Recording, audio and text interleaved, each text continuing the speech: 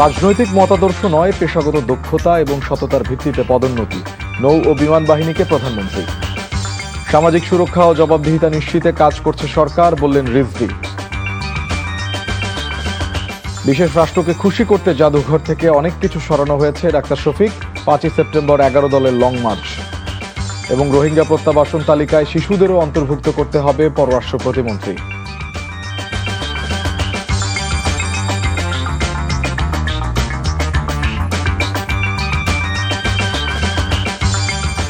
আসসালামু আলাইকুম, মোর্শেদ শোভন স্বাগত জানাচ্ছি এনটিভির মধ্যরাতের খবরে। দেখছিলেন আই গ্যাস ইউনাইটেড শিরোনাম, এবারে পুরো খবর।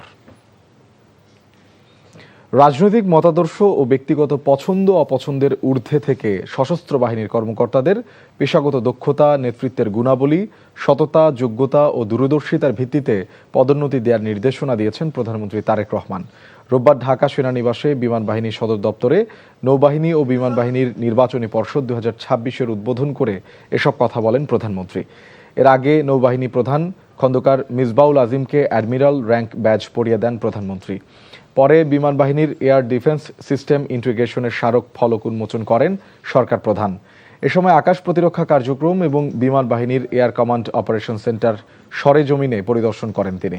চট্টগ্রাম থেকে ভার্চুয়ালি মহড়া অবলোকন করেন প্রধানমন্ত্রী।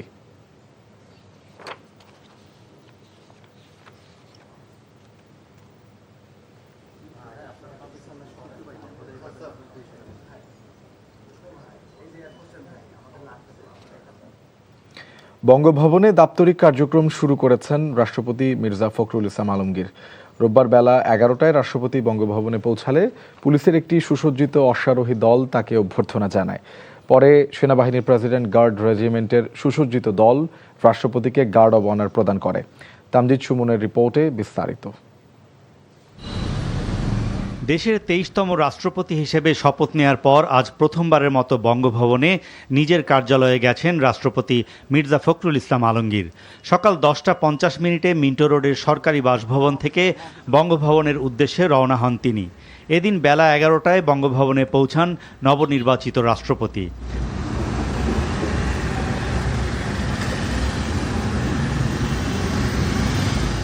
বঙ্গভবনে পৌঁছালে প্রধান ফটক দুয়ে বাংলাদেশ পুলিশের একটি সুসজ্জিত অশ্বারোহী দল তাকে অভ্যর্থনা জানায়।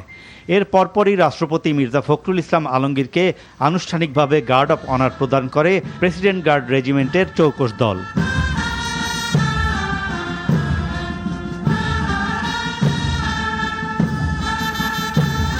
গার্ড অফ অনার প্রদান শেষে বঙ্গভবনের রাষ্ট্রপতির সামরিক সচিব, জনবিভাগের সচিব, প্রেস সচিব ও পিজিআর কমান্ডার রাষ্ট্রপতি ও তার পরিবারের সদস্যদের ফুল দিয়ে স্বাগত জানান।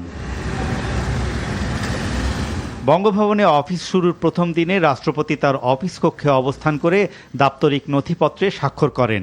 এরপর তিনি বঙ্গভবন পরিদর্শন বইয়ে স্বাক্ষর করেন।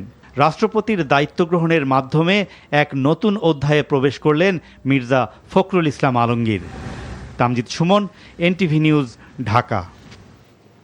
বিগত ফ্যাসিবাদী আমলের নির্বাচনগুলোতে জনগণের ইচ্ছার প্রতিফলন ঘটেনি, তবে এবার স্থানীয় সরকার নির্বাচনে তা ঘটবে বলে আশ্বাস দিয়েছেন স্থানীয় সরকার মন্ত্রী ডক্টর আব্দুল মঈন খান। আর তথ্যমন্ত্রী বলেছেন, সরকারের কর্মকাণ্ড জনগণের কাছে সঠিকভাবে পৌঁছে দিতে কাজ করবে তার মন্ত্রণালয়। রোববার নিজ নিজ মন্ত্রণালয়ে যোগ দিয়ে সব কথা বলেন তারা। রিপোর্ট জাহিদ রহমানের। দায়িত্ব নেওয়ার প্রথম কর্মদিবসের 4 মন্ত্রীর শুরুটা ছিল নিজ নিজ দপ্তরের সচিবসহ ঊর্ধ্বতন কর্মকর্তাদের সাথে পরিচয় ও মত বিনিময়ের মধ্য দিয়ে। নিজ দপ্তরে সভাকক্ষে স্থানীয় সরকার মন্ত্রী ডক্টর আব্দুল মঈন খানকে ফুল দিয়ে শুভেচ্ছা জানান প্রতিমন্ত্রী ও সচিবসহ কর্মকর্তারা।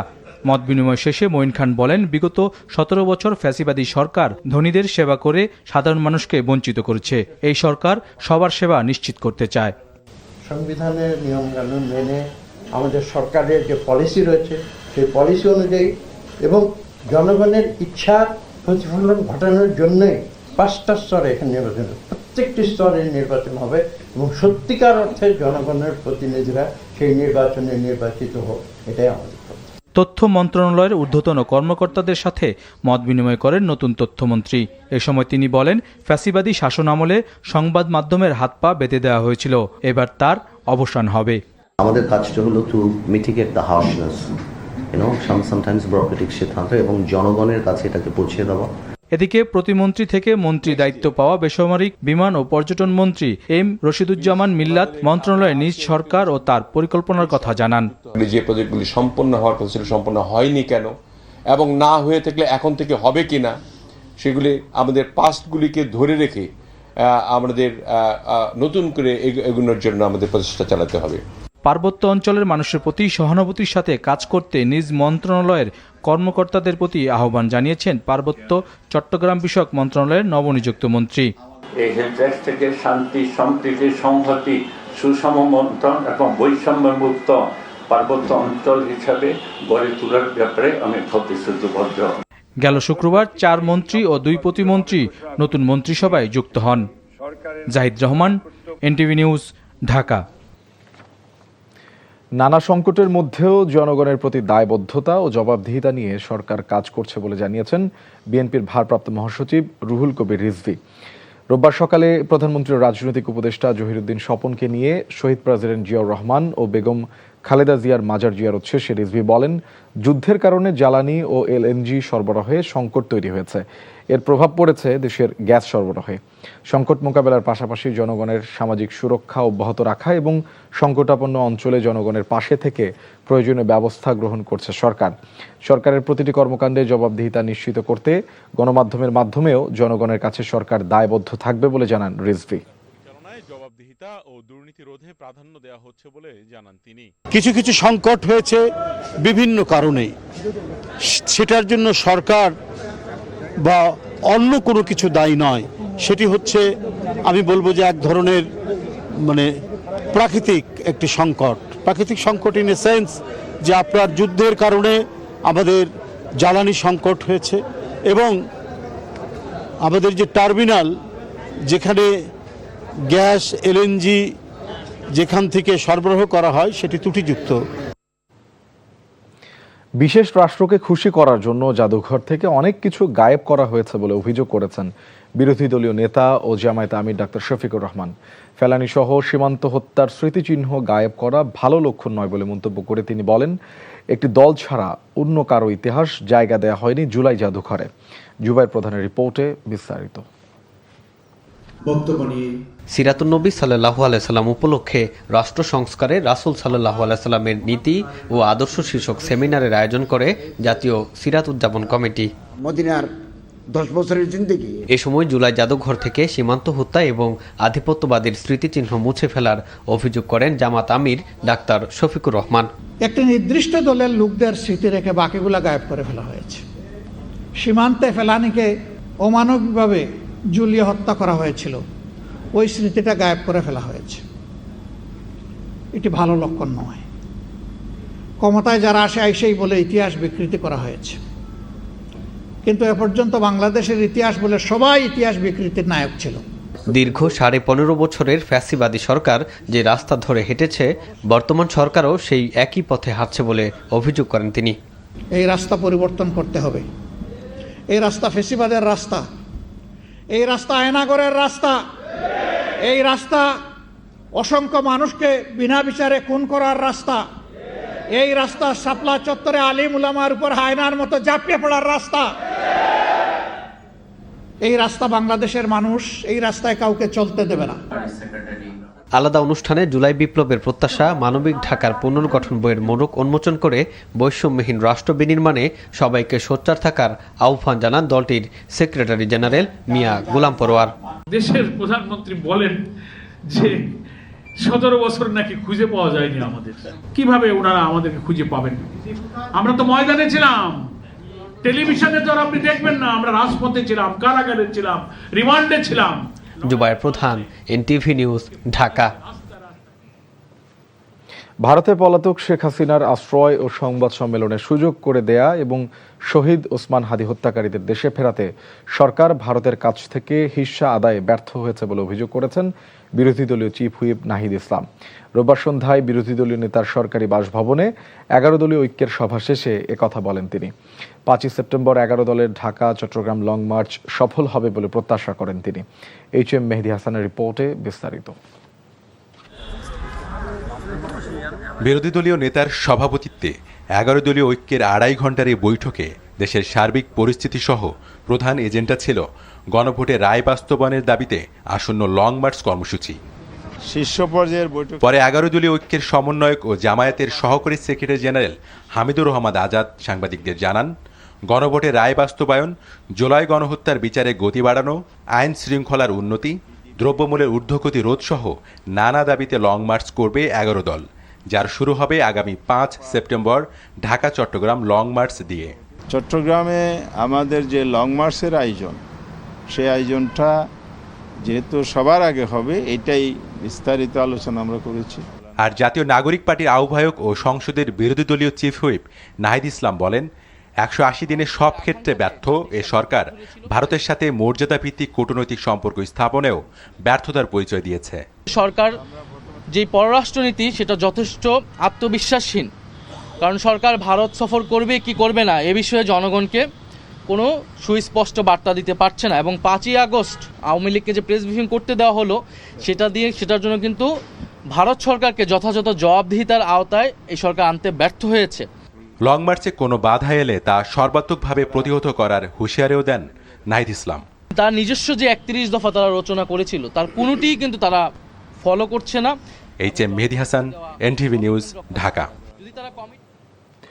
রোহিঙ্গা প্রত্যাবাসন যাচাই প্রক্রিয়ায় বাংলাদেশ শিবিরে জন্ম নেয়া শিশুদেরও অন্তর্ভুক্ত করার আহ্বান জানিয়েছেন পররাষ্ট্র প্রতিমন্ত্রী শামা ওবায়েদ। একই সঙ্গে 2017 সালের পর মিয়ানমারের রাখাইন থেকে বাংলাদেশে আসা রোহিঙ্গাদের দ্রুত যাচাই শেষে নিরাপদ, স্বেচ্ছায়, মর্যাদাপূর্ণ ও টেকসই প্রত্যাবাসনের উপর জোর দিয়েছেন তিনি। শাহাদাত আবরার রিপোর্ট। কক্সবাজারে শরণার্থী শিবিরে জন্ম নেওয়া শিশুদের কাছে বাংলাদেশই জন্মভূমি, অথচ তার পরিচয় রোহিঙ্গা। সামনে তাই বড় প্রশ্ন, মিয়ানমারে প্রত্যাবর্ষণের সময় এই শিশুদের ভাগ্যে কি আছে? রাজধানীর একটি হোটেলে অক্সফাম ও ডিকেব আয়োজিত সেমিনারে এই প্রশ্নই সামনে আনেন পররাষ্ট্র প্রতিমন্ত্রী শামা ওবায়েদ। রোহিঙ্গা প্রত্যাবর্ষণে যাচাই প্রক্রিয়ায় বাংলাদেশে জন্ম নেওয়া শিশুদেরও অন্তর্ভুক্ত করার আহ্বান জানান তিনি। We therefore urge our international partners do not let humanitarian fatigue become humanitarian abandonment.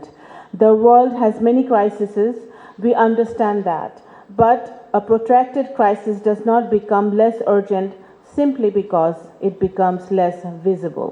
তবে সংকট যতই দীর্ঘ হচ্ছে ততই বাড়ছে চাপ। জানান, বিশেষ করে আন্তর্জাতিক অর্থায়ন কমে যাওয়ায় উদ্বেগ তৈরি হয়েছে। বলেন, রোহিঙ্গা জনগোষ্ঠীদের ফেরাতে দ্বিপাক্ষিক সহ সব ধরনের চেষ্টা করছে সরকার। But responsibility sharing must mean more than expressions of sympathy, more than statements of solidarity. It must translate into action, predictable financing, sustained diplomacy, political engagement and accountability, and ultimately into a durable solution. অন্যদিকে জাতীয় press ক্লাবে রোহিঙ্গা সংকট সমাধান বিষয়ক এক আলোচনা সভায় আইনমন্ত্রী আসাদুজ্জামান বলেন, রোহিঙ্গা সংকট মোকাবিলায় সবার আগে দেশের মানুষকে এক কাতারে দাঁড়াতে হবে। বলেন, আন্তর্জাতিক সম্প্রদায় যখন দেখবে বাংলাদেশের মানুষ এক জায়গায় দাঁড়িয়ে এই সমস্যার সমাধান খুঁজছে, তখন তারা ইতিবাচক ভূমিকা রাখবে। আমাদের কাছে বাংলাদেশের ভূখণ্ডের অখণ্ডতা রক্ষা করাই সবচেয়ে বড় ইস্যু, এবং সেইটা রক্ষা করতে যে সিকিউরিটি পার্সপেক্টিভটাকে হয়তো আমরা গুরুত্ব দিচ্ছি, কিন্তু আমরা ডিপ্লোম্যাটিক পাসপোর্ট এবং সোশ্যাল কনটেক্সটটাকে কখনোই বাইপাস করছি না। একই সাথে আমরা মানবাধিকারকে সর্বোচ্চ গুরুত্ব দিচ্ছি। রোহিঙ্গা সংশ্লিষ্টরা বলেন, বাংলাদেশ আশ্রয় ও মানবিক সহায়তা দিতে পারে, কিন্তু যে সংকট বাংলাদেশ সৃষ্টি করেনি তার স্থায়ী সমাধান একা বাংলাদেশের পক্ষে দেওয়া সম্ভব নয়। শাহাদাত আবরার, NTV নিউজ, ঢাকা। সাবেক সংসদ সদস্য ও বিএনপি নেতা ইলিয়াস আলীকে গুমের অভিযোগে বিমান বাহিনীর উইং কমান্ডার সাইফুর রহমান সাইফকে জামিন নামঞ্জুর করে কারাগারে পাঠিয়েছে আন্তর্জাতিক অপরাধ ট্রাইব্যুনাল। বিচারপতি গোলাম মর্তুজা মজুমদারের নেতৃত্বাধীন ট্রাইব্যুনাল রোববার এই আদেশ দেন। প্রসিকিউশনের আবেদনে সাইফকে গ্রেফতার আদেশ দেওয়া হয়। পরে আসামির আইনজীবী জামিন আবেদন করলে শুনানি শেষে তা খারিজ করে দেয় ট্রাইব্যুনাল। শুনানিতে প্রসিকিউশনের দাবি, এই আসামি র্যাবে থাকাকালীন বিতর্কিত সেনা কর্মকর্তা জিয়াউল আহসানের সহযোগী হিসেবে হত্যাকাণ্ডে জড়িত ছিল, যা তদন্তে বেরিয়ে আসছে। এমনকি তিনি ইলিয়াস আলী গুমের সাথেও সম্পৃক্ত। 2012 সালের 17 এপ্রিল রাতে রাজধানীর বনানী এলাকা থেকে ইলিয়াস আলী ও তার ব্যক্তিগত গাড়ি চালক আনসার আলীকে তুলে নেওয়া হয়। এরপর থেকে তাদের আর কোনো খোঁজ পাওয়া যায়নি। গেল ২৪ ঘন্টায় ডেঙ্গু জ্বরে আক্রান্ত হয়ে ঢাকায় ৪ জন ও ময়মনসিংহ বিভাগে ১ জন মারা গেছেন। একই সময় হাসপাতালে ভর্তি হয়েছেন ৮৩৯ জন। স্বাস্থ্য অধিদপ্তরের নিয়মিত প্রেস বিজ্ঞপ্তিতে রোববার এ তথ্য জানানো হয়। চলতি বছরে এখনও পর্যন্ত ডেঙ্গুতে প্রাণ হারিয়েছে ৮২ জন। এবছর এখন পর্যন্ত ডেঙ্গু শনাক্ত হয়েছে ২৮,৯২৯ জনের, যার মধ্যে ২৬,৮৯৭ জন হাসপাতালে চিকিৎসা নিয়ে বাসায় ফিরেছেন। এদিকে গেল ২৪ ঘন্টায় দেশে হামের উপসর্গ নিয়ে আরও ৩ শিশুর মৃত্যু হয়েছে।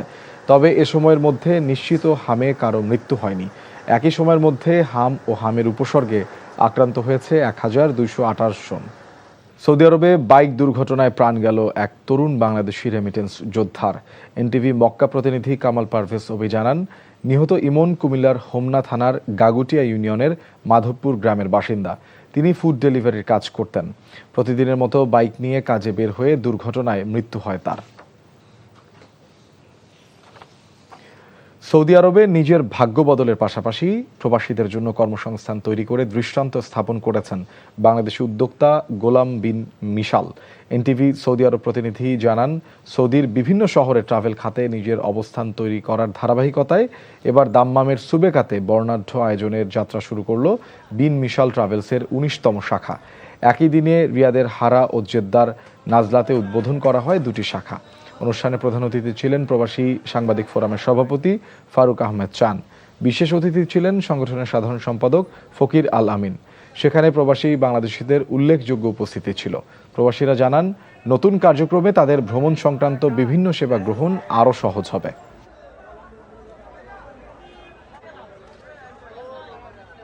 আমরা প্রবাসীদের ভালোবাসায় এগিয়ে যাচ্ছি। বিন মিশাল ট্রাভেলস একটা সেবামূলক প্রতিষ্ঠান। আমরা আশা করব আমার প্রবাসী ভাইরা আমাদেরকে সাপোর্ট করবে। আজকে আমাদের ১৯তম শাখার মাধ্যমে আমরা প্রমাণ করে দিয়েছি যে মানুষ চাইলে সবই সম্ভব, শুধু প্রয়োজন সততা, নিষ্ঠা আর শ্রম। একটি সংগঠন রয়েছে বাংলাদেশ প্রবাসী সাংবাদিক ফোরাম। আমরা সম্পূর্ণরূপে তার সাথে ঐক্যবদ্ধভাবে কাজ করতে চাই দেশের জন্য, জাতির জন্য। বিন মিশাল ট্রাভেলসের পক্ষ থেকে আপনাদের আন্তরিক শুভেচ্ছা, অভিনন্দন। কোনো গুণী মানুষ যখন এই ধরনের ব্যবসাতে যুক্ত হয় তখন হয় কি যে প্রবাসীদের জন্য কথা বলতে তাদের যে আত্মার একটা সম্পর্ক থাকে সেটা আসলে তৈরি হয়ে যায়। বাংলাদেশে আসতে পারে 5 বারের বিশ্ব চ্যাম্পিয়ন ব্রাজিল। অক্টোবরে ভারতের বিপক্ষে প্রীতি ম্যাচ খেলতে যাওয়ার আগে ঢাকার 2টি মাঠে নিরপেক্ষ ভেন্যু হিসেবে প্রস্তুতি নিতে পারে সেলেসাওরা। এ কারণেই রোববার জাতীয় স্টেডিয়াম ও কিংস অ্যারেনা পরিদর্শন করে ভেন্যুগুলোর মান সম্পর্কে নিশ্চিত হতে চেয়েছে ব্রাজিলের প্রতিনিধিরা। আরও জানাচ্ছেন কুশলী আসির। সংস্কারের পর নতুন রূপ পাওয়া জাতীয় স্টেডিয়াম এবার জায়গা করে নিতে পারে ব্রাজিলের আন্তর্জাতিক সফরের পরিকল্পনায়। তাই হঠাৎ ঢাকা সফরে ব্রাজিলের প্রতিনিধি দল। অক্টোবরে ভারতের বিপক্ষে ম্যাচের আগে নিরপেক্ষ ভেন্যু হিসেবে ঢাকাকে বেছে নেওয়া হলে বাংলাদেশের ফুটবল প্রেমীদের জন্য তৈরি হবে বড় এক সুযোগ। ফুটবল ফেডারেশনের জন্য একটা গৌরবজনক দিন বলবো যে ব্রাজিলের থেকে একটা প্রতিনিধি দল এসে আমাদের স্টেডিয়াম, আমাদের মাঠ সর্বকিছু দেখে গেছে। তাদের টার্গেট হলো আগামীতে তারা যে কোনো দেশের বিপক্ষে অথবা আমাদের বাংলাদেশের বিপক্ষেও খেলতে চায়। শুধু ম্যাচ আয়োজন নয়, ব্রাজিলের কাছে গুরুত্বপূর্ণ মাঠের মান, অনুশীলনের সুযোগ, খেলোয়াড়দের নিরাপত্তা এবং ফ্যানদের জন্য আন্তর্জাতিক মানের সুবিধা, এসব বিষয় খতিয়ে দেখতেই জাতীয় স্টেডিয়াম পরিদর্শন করেছেন ব্রাজিল দলের প্রতিনিধিরা। তারা পুরো মাঠটা ঘুরে ঘুরে দেখছে, মাঠের ড্রেনেজ সিস্টেম কী আছে, পানি কিভাবে দিচ্ছে, প্লাস হলো ঘাসগুলো দেখছে। এখানে মাঠে যারা কাজ করতেছে তাদেরকে ডেকে নিয়েও কথা বলছে। ব্রাজিলের মতো বিশ্ব চ্যাম্পিয়ন দলের প্রতিনিধিদের ঢাকায় আসা তাই শুধু ভেন্যু পরিদর্শন নয়, বাংলাদেশের ফুটবল অবকাঠামোর জন্য গুরুত্বপূর্ণ বার্তা। 5 বারের বিশ্ব চ্যাম্পিয়ন ব্রাজিলের এই প্রতিনিধি দলের আকস্মিক সফর যেন বাংলাদেশের ফুটবলের ভবিষ্যৎ খুলে দিচ্ছে, এমনটাই ভাবনা সংশ্লিষ্টদের। কুশলী আসির, এনটিভি নিউজ, জাতীয় স্টেডিয়াম, ঢাকা। খবর শেষ করছি, যাবার আগে আই গ্যাস ইউনাইটেড শিরোনামগুলো আরেকবার। রাজনৈতিক মতাদর্শ নয়, পেশাগত দক্ষতা এবং সততার ভিত্তিতে পদোন্নতি, নৌ ও বিমান বাহিনীকে প্রধানমন্ত্রী। সামাজিক সুরক্ষা ও জবাবদিহিতা নিশ্চিতে কাজ করছে সরকার, বললেন রিজভী। বিশেষ রাষ্ট্রকে খুশি করতে জাদুঘর থেকে অনেক কিছু সরানো হয়েছে। ডাক্তার শফিক, 5ই সেপ্টেম্বর 11 দলের লং মার্চ। এবং রোহিঙ্গা প্রত্যাবাসন তালিকায় শিশুদেরও অন্তর্ভুক্ত করতে হবে পররাষ্ট্র প্রতিমন্ত্রী। এই ছিল মধ্যরাতের খবরে। এই খবরের ভিডিও সহ আপডেট জানতে ভিজিট করুন এনটিভি অনলাইন www.ntvbd.com। এছাড়াও এনটিভির জনপ্রিয় সব অনুষ্ঠান ও খবরের আপডেট জানতে ভিজিট করুন আমাদের ইউটিউব ও ভেরিফাইড ফেসবুক পেজ। ধন্যবাদ সবাইকে। শুভরাত্রি।